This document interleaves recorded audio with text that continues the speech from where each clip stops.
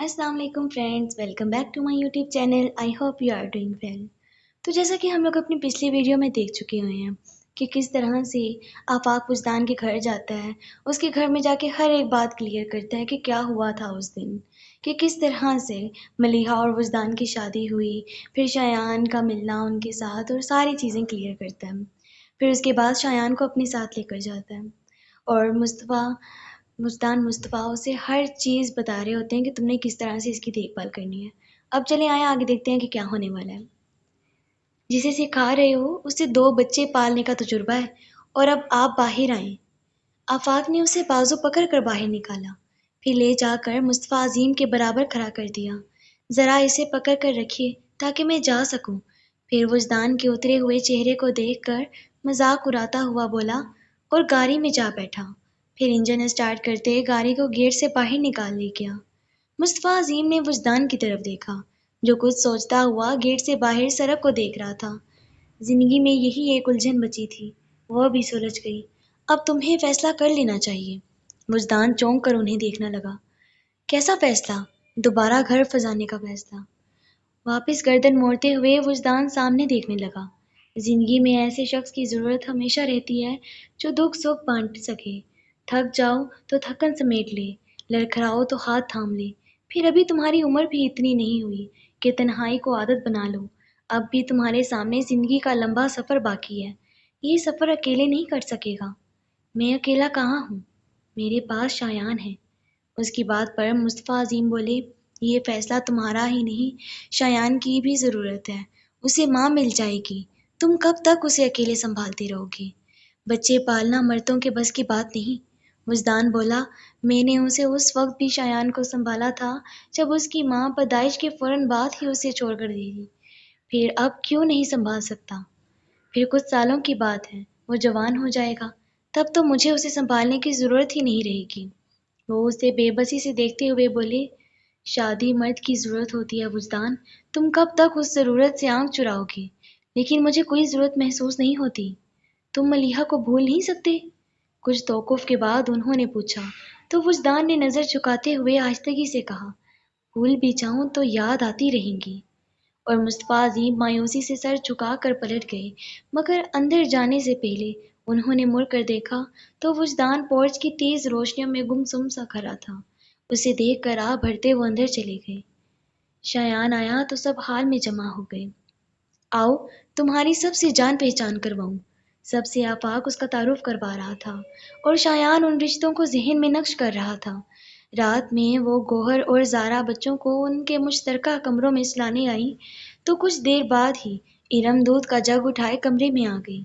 ज़ारा की बेटी ने कुछ नखरा तो किया मगर दूध पी भी लिया। लेकिन गोहर के बेटे और सुमेरा के बच्चों ने आराम से अपना अपना दूध का गिलास खत्म कर लिया तो इरम ने गिलास भरकर शायान की तरफ बढ़ाया और वो नाक बंद करके मैं नहीं पीऊंगा कहकर तकिए में मुंह घुसाकर लेट गया तो इरम पास बैठकर उसे गुदगुदाने लगी। दूध पिए बगैर कोई नहीं सो सकता, उठो। और वो लेटे लेटे ही दोनों हाथ उठाकर इनकार में हिलाने लगा तो सुमेरा इरम को इशारा करके बोली, देखा ज़ारा, शायान मलिहा का बेटा होकर दूध नहीं पीता। शायान के कान खड़े हो गए। ज़ारा मुस्कुराहट दबाकर बोली, वाकई कितनी अजीब बात है। मलिहा तो दूध शौक से पीती थी, मगर शायान? शायान ने ज़रा सी गर्दन मोड़ कर उनकी तरफ देखा।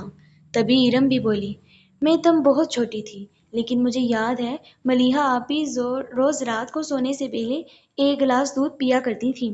शायान उठकर बैठ गया और भी ज़ाहिर उसकी तरफ से अनजान बनी ख़वातीन से बोला, अम्मी को दूध अच्छा लगता था? हाँ, वो एक दूसरे को देखकर सरसरी अंदाज में बोली तो शायान जल्दी से बोला, मुझे भी दूध अच्छा लगता है और खुद ही इरम के हाथ से गिलास लेकर घटाघट चढ़ा गया।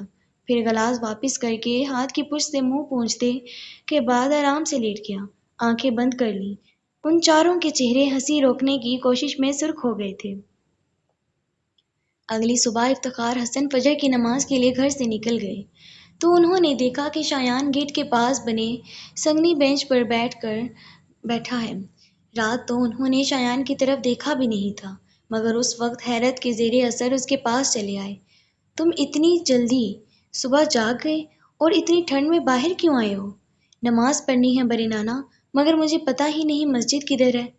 چھوٹے بچے کے منہ سے ایسی بات سن کر انہیں بے اختیار اس پر پیار آ گیا تھا، مگر اپنے انداز سے انہوں نے کچھ ظاہر نہ ہونے دیا اور سپاٹ آواز میں بولے، میں بھی نماز پڑھنے جا رہا ہوں، میرے ساتھ آ جاؤ۔ اور وہ جی برے نانا کہتا چھلانگ لگا کر بینچ سے اترا اور پاس آ کے ان کا ہاتھ پکڑ لیا۔ افتخار حسن اسے ہاتھ پلا کر چل پڑے۔ جاتے ہوئے وہ پورا راستہ باتیں کرتا رہا، مگر جب نماز پڑھ کر مسجد سے باہر آئے تو افتخار حسن نے محسوس کیا کہ وہ چپ چاپ سا ہے۔ اسے دیکھ کر دل پر بوجھ آ پڑا تھا۔ اندرونی دروازے کے ہربنے دلان میں سمیرہ کی امی تخت پر بیٹھی قرآن پاک کی تلاوت کر رہی تھی۔ شایان نے گیٹ سے اندر آتے ہی افتخار حسن کا ہاتھ چھوڑ دیا اور چلتا ہوا تخت کے پاس آیا۔ چپل اتار کر تخت پر چڑھتا وہ بڑی نانی کی گود میں منہ چھپا کر لیٹ گیا۔ انہوں نے آیت مکمل کی اور قرآن بند کرتی اس کے گھنے بالوں میں ہاتھ پھیرنے لگی۔ کیا بات ہے، اداس لگ رہی ہو؟ بڑے نانا مجھ سے ناراض ہیں۔ وہ اس طرح سے بولا کہ سمیرہ کی امی مسکرانے لگیں۔ وہ تم سے ناراض نہیں ہیں، مجھے پتہ ہے وہ ناراض ہیں۔ وہ مجھ سے بات نہیں کر رہے اور مجھے گود میں لے کر پیار بھی نہیں کیا۔ میں جو تمہیں گود میں لے کر بیٹھی ہوں، اور چھوٹے نانا رات کو ہمارے بیٹے کے لیے جہاز بھی تو لائے تھے، تمہیں اچھا لگا تھا نا؟ وہ اسے بہلانے کی کوشش کر رہی تھی، مگر وہ ضد سے بولا، لیکن مجھے بڑے نانا کی گود میں بیٹھنا ہے۔ تو جاؤ، جا کر بیٹھ جاؤ۔ شایان کی آنکھیں چمکنے لگیں۔ وہ فوراً تخت سے اترا اور اندر بھاگ گیا۔ دروازے پر رک کر اس نے مانگا۔ افتخار حسن چہرے کے سامنے اخبار پھیلائے بیٹھے تھے۔ وہ دبے دبے پاؤں چلتا آیا، پھر ایک دم سے اخبار نیچے سے کھس کر ان کی گود میں جا چلا اور افتخار حسن ارے ارے ہی کرتے رہ گئے۔ آپ مجھ سے کیوں ناراض ہیں بڑے نانا؟ میں نے تو کوئی شرارت بھی نہیں کی۔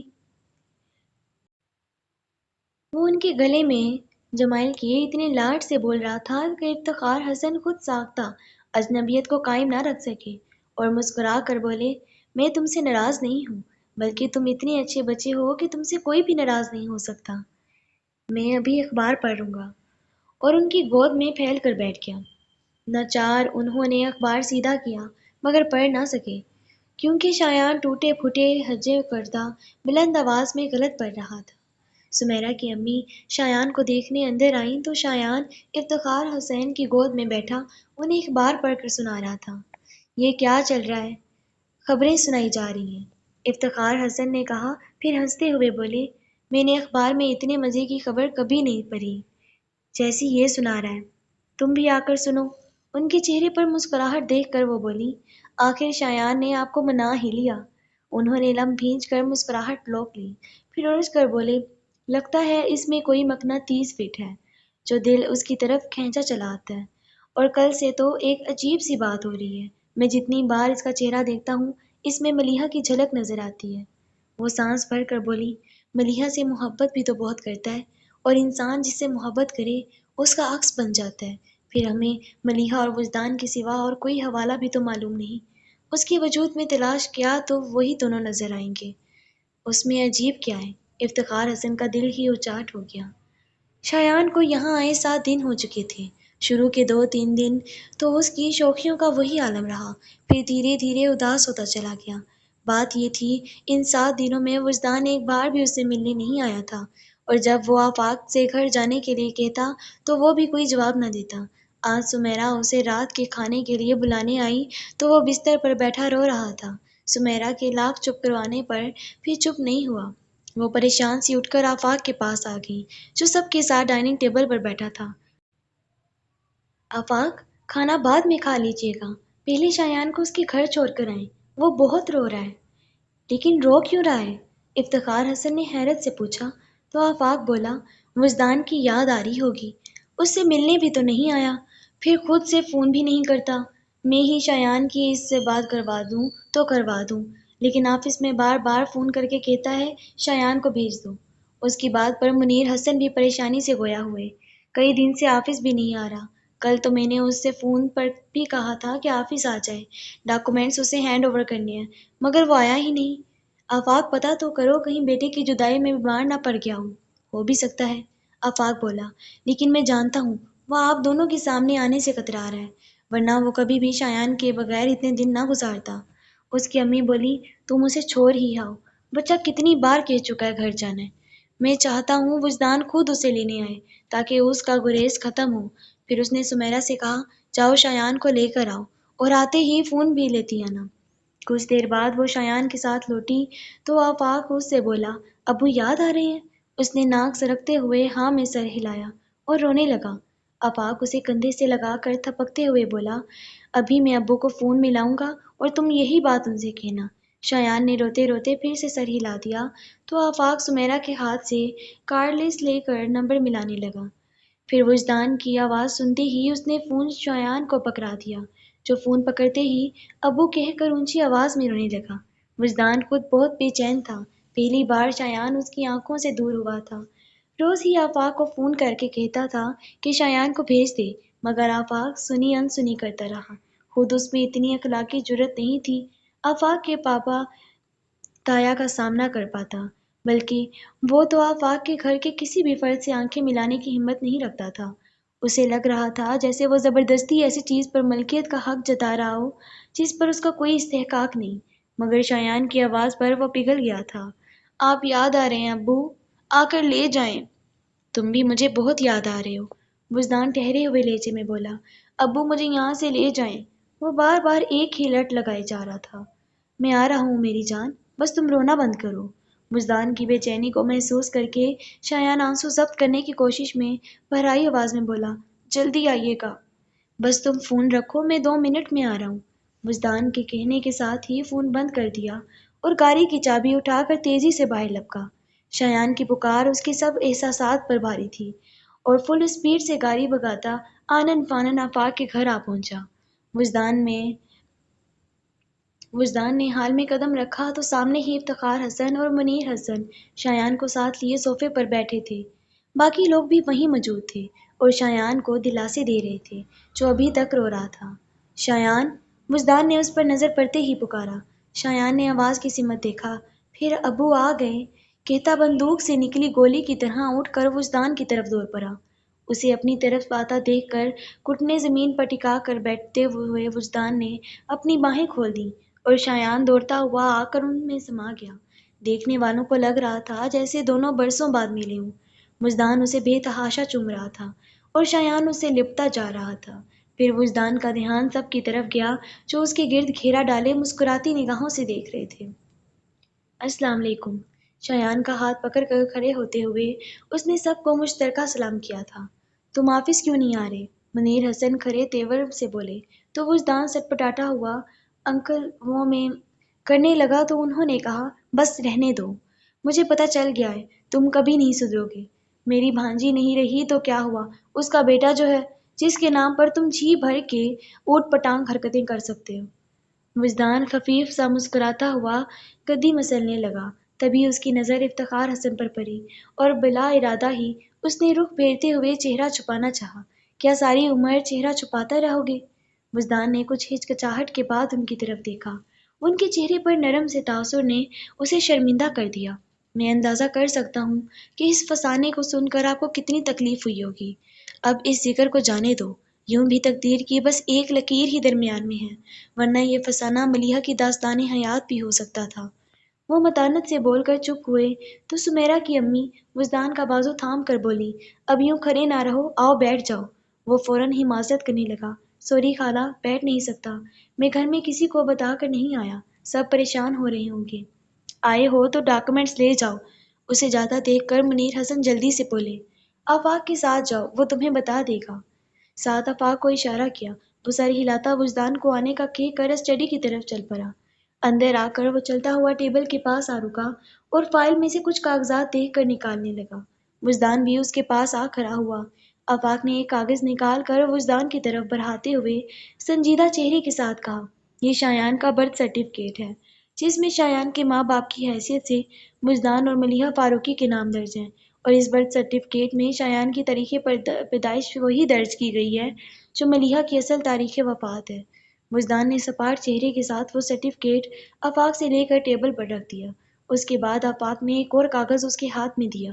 وجدان نے اس کاغذ پر نظر ڈالی اور ہکلاتا ہوا بولا، یہ تو نکاح نامہ ہے۔ آفاق اس کی بات پوری کرتے ہوئے بولا، اس پر ملیحہ کے دستخط بھی موجود ہے۔ جو ایک ایکسپرٹ سے کروائے گئے ہیں، اور انہیں جعلی ثابت کرنا آسان نہیں۔ گواہوں کے طور پر میں، پاپا، تایا اور سمت سائن کر چکے ہیں، تم بھی دستخط کر دینا۔ اس کے بعد اگر شایان کے اصل ماں باپ بھی کہیں سے آ جائیں تو برتھ سرٹیفکیٹ اور نکاح نامے کی موجودگی میں تمہیں شایان پر اپنا حق ثابت کرنے کے لیے کسی اور گواہ کی ضرورت نہیں رہے گی، کیونکہ اب قانونی طور پر ملیحہ تمہاری مرحومہ بیوی اور شایان تم دونوں کی اولاد ہے۔ وجدان کے دماغ میں بگولے اٹھ رہے تھے اور کانوں میں سائیں سائیں کی آوازیں گونجنے لگیں۔ اسے ملیحہ کے ساتھ ہوئی پہلی ملاقات یاد آنے لگی اور اپنا پہلا جملہ جو اس نے ملیحہ سے کہا تھا، وہ جملہ جو ایک سوال تھا، آپ مجھ سے شادی کریں گی؟ مگر اس سوال کا جواب نہ مل سکا اور اس ملال نے ایک عمر وجدان کے جنون کو سرگرداں کیے رکھا۔ یہ دکھ وجدان کو عزیز بھی بہت تھا، یہ دکھ ہی تو اس کی چاہت کا صلہ تھا، یہ دکھ ہی اس کی عمر کا حصہ تھا۔ آج وجدان کے ہاتھ میں پکڑا کاغذ کا ٹکڑا کہہ رہا تھا کہ ملیحہ وجدان کی بیوی تھی اور شایان سے اس کے تعلق کا ثبوت مذاق، اور ایسا مذاق وجدان کو لگ رہا تھا کہ اس کا ملال، اس کی جاگیر اس سے چھین لی گئی ہے۔ اب وہ کسی جا کر کہہ سکے گا کہ اس نے محبت میں خسارہ اٹھایا ہے۔ لب آزاد ہوں تو درد کو چھیلنا کچھ پہل ہو جاتا ہے، مگر وجدان کو درد کے دلدل میں اتار کر طاقت فریاد چھین لی گئی تھی۔ وجدان کو لگا اس کی ناکام آرزوؤں کو تماشا بنا دیا گیا ہے۔ یہ تضحیک اس کی برداشت سے باہر تھی۔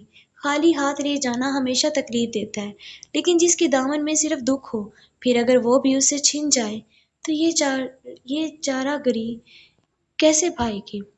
ایک مدت سے وجدان نے آنسوؤں کو پلکوں کی سلاخوں میں قید کر رکھا تھا، لیکن آج وجدان نے انہیں آزادی کی نوید دے دی۔ اب وہ پھوٹے چلے جا رہے تھے، مگر وجدان ہنس رہا تھا۔ وہ تقدیر کے اس مذاق پر کہکہلا رہا تھا اور ساتھ ساتھ اس کا چہرہ بھیگتا جا رہا تھا۔ پھر جانے کیا ہوا، ہنستے ہنستے اس کے ہونٹوں سے کہکوں کی جگہ آہو بکا نکلنے لگی۔ وہ اس کاغذ کو دیکھ کر ٹوٹنے لگا۔ اس نے سر کو اٹھا کر چھت کی طرف دیکھا، جیسے اس کی نگاہیں سیدھی آسمان تک جا پہنچیں گی، اور آنسوؤں کی بیچ پکارا، اللہ! اس کی آواز میں ڈھیروں شکوے تھے، مگر عرش سے وہی خاموشی سنائی دی، جیسے اللہ کہہ رہا ہو، جو میری رضا۔ اور وجدان نے سر جھکا دیا، ہونٹ کاٹتے ہوئے درد برداشت کرنے کی کوشش میں بے دم ہو کر فرش پر بیٹھ گیا۔ میرے زخم بھر جانے دے اللہ، میرے زخم بھر جانے دے۔ دونوں بازو سر پر رکھ کر وہ پھوٹ پھوٹ کر روتا ہوا کہتا جا رہا تھا۔ آج کے لیے اتنا ہی۔ اگر آپ کو میری ویڈیو اچھی لگی ہو تو اسے ضرور شیئر کیجیے گا اور لائک کیجیے گا، اور میرے چینل کو سبسکرائب کیجیے گا، اور میں نے اپنے چینل کے اوپر سٹوریز ڈالی ہیں تو آپ اس کو بھی جا کر ضرور دیکھیے گا۔ تب تک کے لیے اللہ حافظ۔